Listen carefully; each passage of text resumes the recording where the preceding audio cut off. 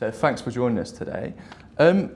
Obviously we've got the shared parental leave reforms coming in April, and I was wondering how these legislations are going to affect employers. Is it going to be disruptive for them, or is it something that they can easily implement?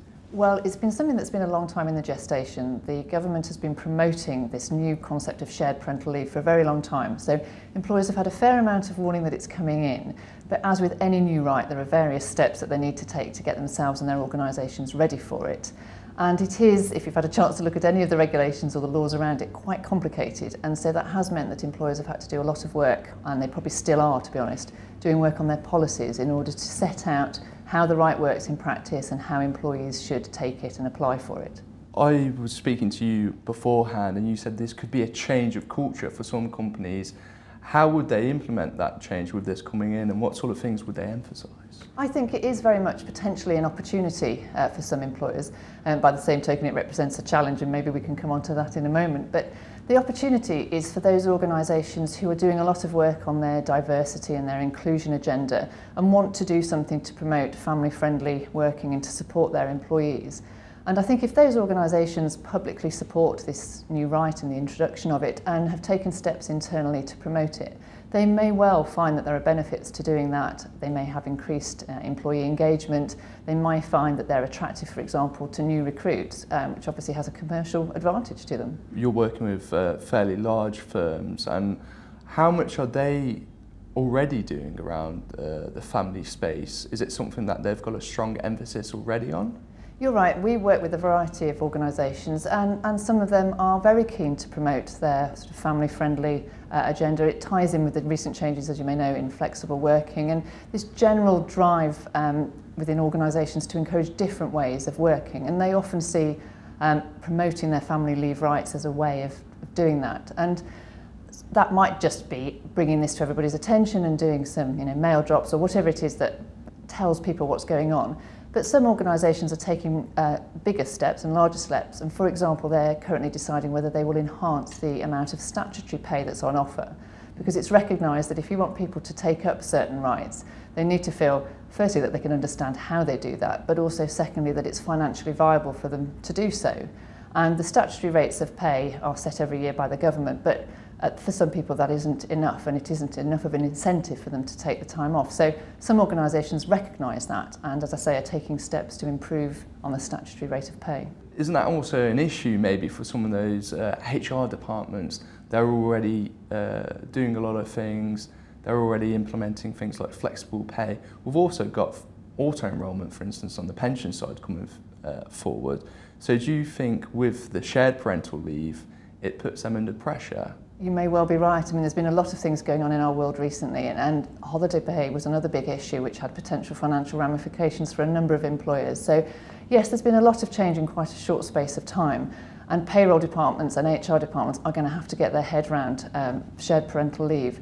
And as you may know, employees are going to be entitled to ask for discontinuous periods of leave. So unlike our current maternity and adoption leave regimes, which are going to stay in place, employees won't necessarily take single long blocks of time out of the workplace. They may come in and out, which means that they will flip between normal salary and pay and conditions and then going on to their statutory shared parental pay or whatever occupational pay is in place. And there will be a lot of work, you're absolutely right, for HR and payroll departments in making sure that people are being paid the right amount at the right time. Is there any other obstacles that you've come across speaking to your clients with this new piece of legislation? The discontinuous request that I've just referred to is something that is giving people cause for concern. It's obviously the selling point of the new right. It gives working parents so much more flexibility about how they divide the time out for their child and the caring responsibilities. But if you look at that from an employer's perspective, the idea that somebody could come in and out of the workforce, it's difficult perhaps to cover that, and so they're trying to work out now how they will make necessary arrangements, but the law does allow people to put in these requests for discontinuous periods of leave.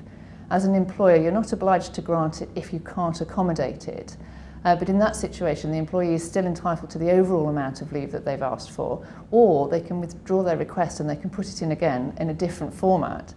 And it is possible to put in 3 separate requests for blocks of leave, and employees may well be able to achieve the leave pattern that they're after in that way. So There are challenges, it is true, for employers, yes. With the employers, with the new right, what's your sort of top tip? Obviously, you know, when this video comes out, we haven't got that much time. When this comes into force, but just in case, is there a top thing that you could outline for those employers? I think, given the publicity that this new right's had, the government's made a couple of press releases just in recent weeks, the most important thing will be to have a policy in place so that employees have got somewhere to go to work out what they need to do to qualify. There are some very complicated notification arrangements that they will need to comply with. That will really help, you know, employees understand what their rights are. And employers should know what they're going to do about pay, and it may simply be a question of confirming that they're going to offer the statutory rates of pay, or they might have already made a decision that they're going to enhance the statutory rates of pay. And again, employees will be interested to know what the proposal is, because obviously that will help them plan their leave. So on that front, it sounds like communication is going to be very important between employer and employee. I think it is. As I said, there's some very rigid and formal notification and eligibility requirements that need to be met.